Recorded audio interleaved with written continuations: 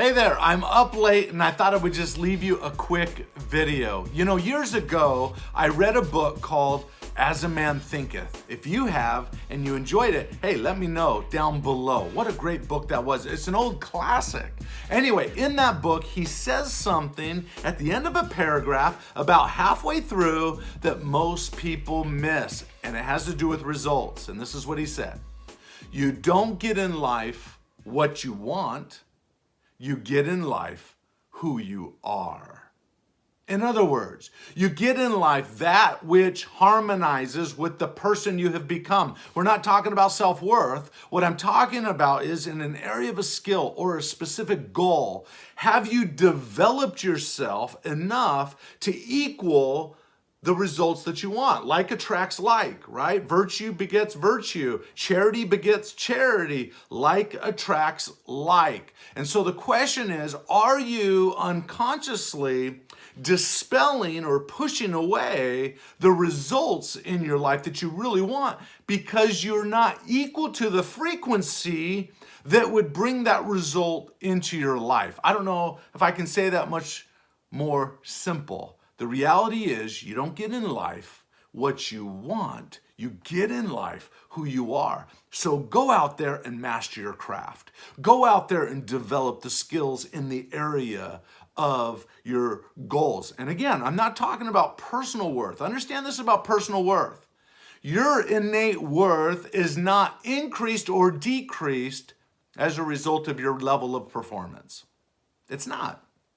You are God's greatest miracle, regardless of your level of performance. I'm talking about in terms of the marketplace, in terms of achieving tangible results. I'm telling you, you must become that which you are equal to. Okay, that's really important. See, the world, generally speaking, believes in this concept. Have, do, be.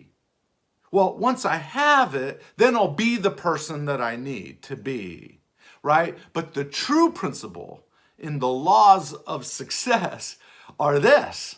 You must first be, then do what it requires, and then you'll have, right? This is critical. You can't say, well, wood stove, I'll give you heat if you put wood in me. That's not how the real world works. The real world works is you must put the effort first. You must act on faith, believing that your steps into the unknown are going to pay off. It takes faith.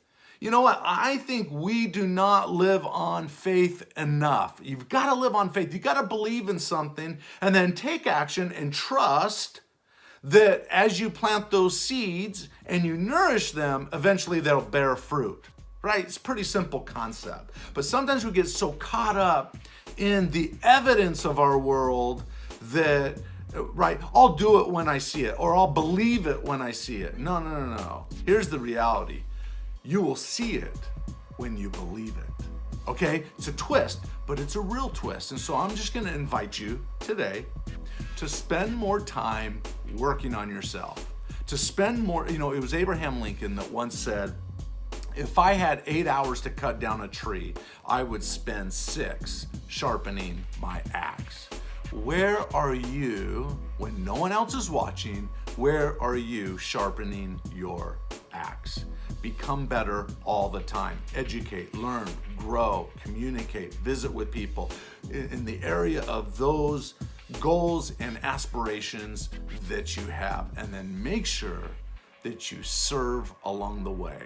I tell you what, the greatest happiness comes when you can balance achievement with true and honest, sincere service to others. All right, that's my advice for today. I wish you the best. Now go out there and unleash your greatness within.